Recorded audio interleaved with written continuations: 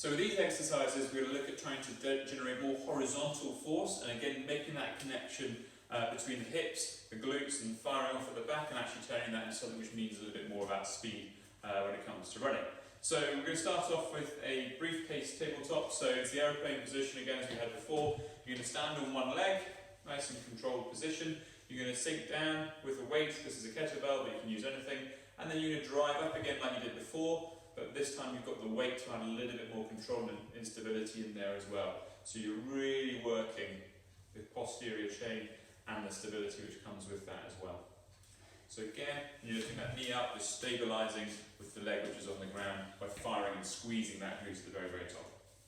Now we're going to look at the Romanian deadlift. So you can use again a kettlebell or a weight of some description. You can do this two-legged spine for this one to really emphasise the glutes. You're going to stand with your feet roughly shoulder width apart, and you're going to make sure you're hinging from the hips, but you've got a good posture all the way through, so no slouching. You come from there and you're going to hinge into that position. Your legs want to be pretty much straight but not braced out at all. You're going to sink all the way down as far as you feel comfortable before your rounding of your back takes place, and then you're going to come up the top. And when you're coming up the top there, you're really squeezing these glutes to bring the hip drive all the way through. So you're really engaging the glutes. Again, the connection here is between the glutes, the hips, the hip drive coming through, which is going to be promoting it more and more as you come into that running position to fire all the way through and just drive off that back foot as best you possibly can. We're going to look at now hip thrusts. You may have seen hip thrusts used occasionally in the gym, and usually that's done with a bar across your hips. If you are doing this in the gym, of course, you feel free to go and use a bar with weights instead. However, to try and take advantage of some home-based gym, you can throw any sort of other weight which you can find. In order to make things a little bit more specific and a bit harder as well, so that the weight doesn't need to be so high, we've actually included the Swiss ball to make the slight instability come in, so the glutes have to work a little bit harder.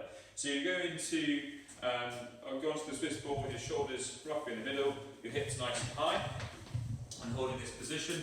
And then I'm going to provide a weight here, the kettlebell, and you can just rest that slowly, just on your stomach somewhere comfortable, and take the weight kind of in your hand so it's not going to fall off either side. You're then going to drop your hips down low, and then you're going to throw them up like that, squeezing the glutes, and you've got the resistance off the weight just there. All the way to the top, and then down. And that's your hip thrust on the Swiss ball. Okay, so we look at a traditionally quite well-known exercise, the kettlebell swing, and the purpose from this is really, again, trying to generate the driving from the hips of power and everything else coming from that hip drive and extension to the back. But we're also introducing a bit of resistance in the front as well. So you can find a kettlebell, again, if you haven't got a kettlebell, anything which works in a similar sort of way. So if it's a heavy-ish water bottle or two just to get this movement going, it is perfect. So you're going to go pick it up from a sort of low squat position, and hold that position down towards the bottom like this. Again, making sure your back's nice and good posture so you're not rounding off or anything. So rest to the point which is feeling comfortable. And then from this position, you're going to drive and snap your hips forwards. And by snapping your hips forwards, the kettlebell is going to start flying upwards. Your aim is to see how high up you can get that kettlebell to go.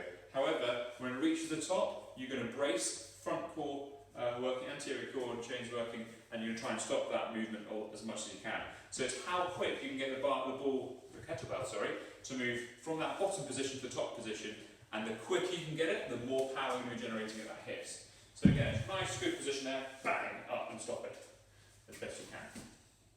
So the final exercise we look at is the lateral hop, and this is just trying to generate a bit more propulsion and a bit of movement as well. By going lateral, it's just helping drive off with the glutes a little bit more, as opposed to trying to go forwards like this, which does use the glutes, but again, that exercise that way just helps activate them a little bit more specifically. So we're going to go for the lateral hops. We're going to use the mat and use both ways. If you've got something to put down in front of you to actually go over, it makes the whole exercise a little bit more useful. So Emma's going to demonstrate the lateral hop. You're going to go from one side to the other like this, driving the knee up. You go, there we go, and really driving off.